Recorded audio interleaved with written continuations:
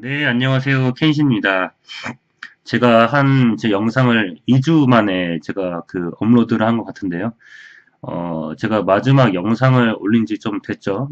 그동안에 제가 사실은 싱가포르에 출장도 다녀오고, 갔다 온 다음에 이런저런 야근이다, 잔업이다 해가지고 좀 독감에 걸려가지고, 거의 2주를 생으로 지금 영상을 올리지 못하는 불상사가 발생했습니다. 그래서 이 점에 대해서 좀 업로드가 늦어져서 혹시라도 제 영상에 대해서 기다리고 계셨을 많은 구독자분들에게 사과의 말씀을 드립니다. 제가 가장 최근 영상에서 약속을 했던 게 하나 있죠. 한 3분 정도 제가 자녀분들이나 학생분들의 그런 커리어, 그리고 대학교 진로 고민에 대해서 한번 제가 얘기를 들어드리겠다고 했는데, 오늘은 제가 3편에 대해서 모두 제가 어느 정도 좀 숙지를 하고, 어떻게 좀 조언을 해야 될까라고 생각을 하다가, 빨리 댓글 달아주신 분들의 순서대로 한번 차근차근 영상을 만들게 되었습니다. 그래서 그 첫 번째 상담에 올라온 거는 뭐냐면은, 자녀분이 토론토 웨스트먼트 고등학교 쪽에 11학년이고 목표는 토론토대다. 그리고 우주학을 전공하고 싶어 한다고 하더라, 학생이. 근데 학부모님께서는 라이프 사이언스를 전공을 한 다음에 치대에 진학하기를 좀 희망한다. 강연은 안 하고 있지만 그래도 어쨌든 외국에서 치과 의사를 하면서 쭉 살아나갔으면 좋겠는데, 우주학을 전공해서 과연 잘 살아나갈 수 있겠느냐, 이런 취지의 질문을 올리셨습니다. 사실 제가 요거에 대해서 좀 말씀드리고 싶은 게, 캐나다나 한국이나 사실 나라나 부모님들이 자녀분들이 좀 전문직이나 좀 고소득 직장인 되는 거는 당연지사겠죠. 그런데 다만 그게 학생분의 그런 진로에 맞느냐, 그리고 커리어에 맞는지 여부는 좀 더 촘촘하게 좀 살펴볼 필요가 있다고 저는 생각을 합니다. 제가 일단은 이제 간단하게 저도 좀 구글링을 하고 전반적으로 판단한 거를 제 좀 그런 의견을 맞게 말씀드리면은, 일단 어머님과 학생분은, 좀 생각이 복잡하실 거 아니에요. 이제 불과 한 이제 1년 반밖에 안 남았을걸요. 이제 11학년이면은 지금 4월이니까 이제 2학기 끝날 거고, 이제 또 이제 9월에 시작하면 또 12학년 1학기 시작하고 이제 본격적으로 애드미션이 시작할 텐데, 딱 두 가지만 좀 생각을 하시면 됩니다. 먼저 첫 번째로, 본인이 지원하고자 하는 분야, 우주학이든 치대든, 본인이 지원하고자 하는 분야의 장래성, 그리고 두 번째는 내가 그 전공에 있어서 어느 정도 능력이 있는지, 그러니까 한마디로 공부 잘하냐, 이 얘기입니다.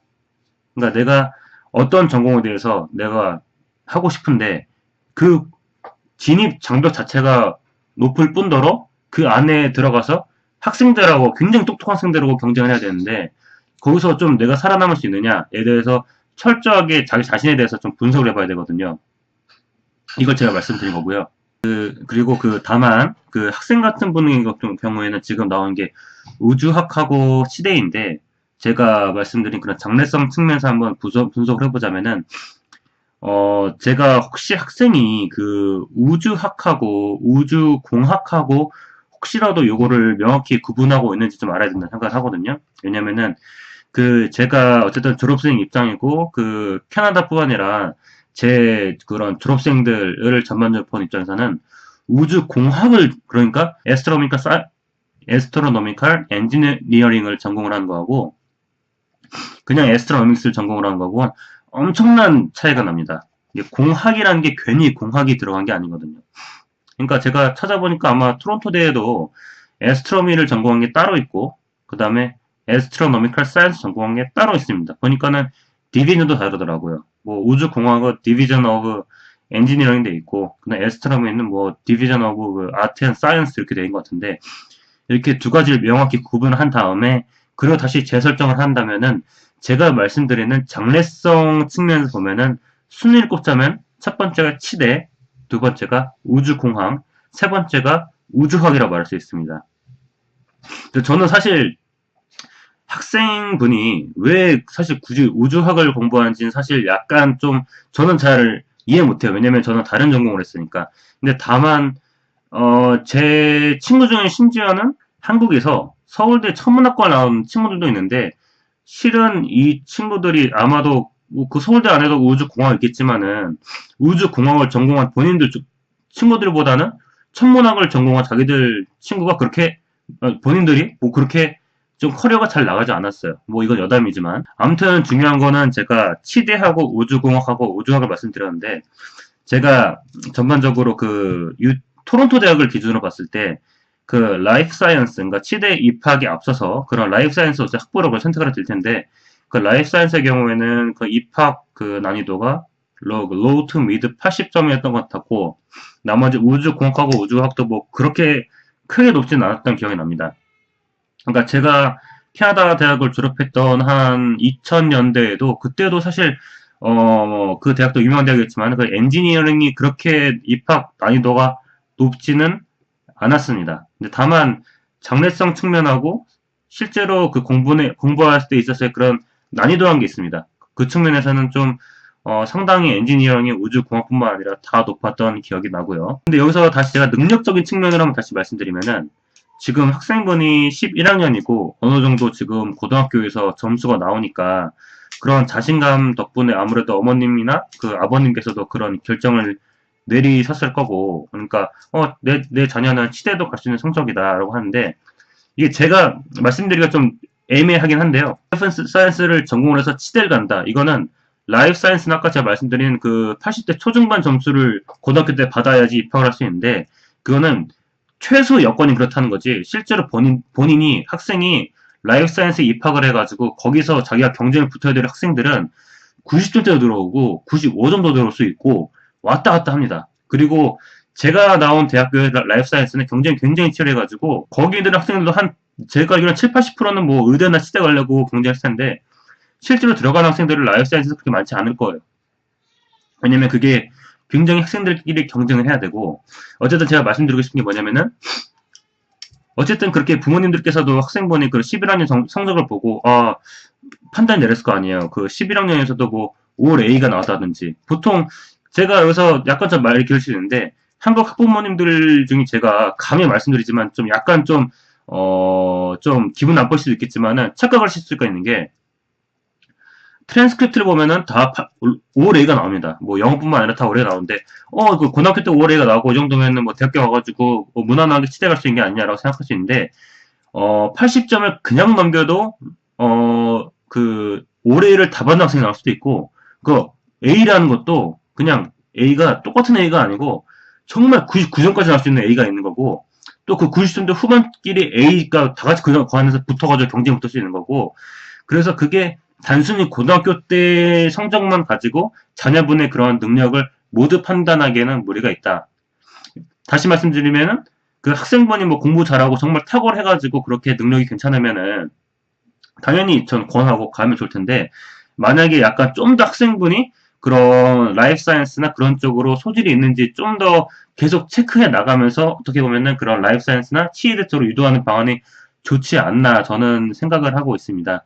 그래서 저는 사실 요거에 대해서 그 어머님이나 아버님이 특히 저한테 상담을 주신 그 JS님 뿐만 아니라 제가 권해드린 게 뭐냐면은 라이프 사이언스, 그러니까 치의대를 가기 전에는 라이프 사이언스를 해야 되고, 그러니까 라이프 사이언스 하기 전에는 그 다음에 본인이 그 라이프 사이언스에 맞는 과목들에 대해서 내가 두각을 나타내고 있는지를 봐야 된다고 생각을 하거든요. 근데 저도 라이프 사이언스 과목을 한두 개 들어보긴 했는데, 제 지인들하고 그런 거 종합해서 살펴봤을 때 내린 결론이 뭐냐면은, 학생분 학교에 그런 학교가 있어요.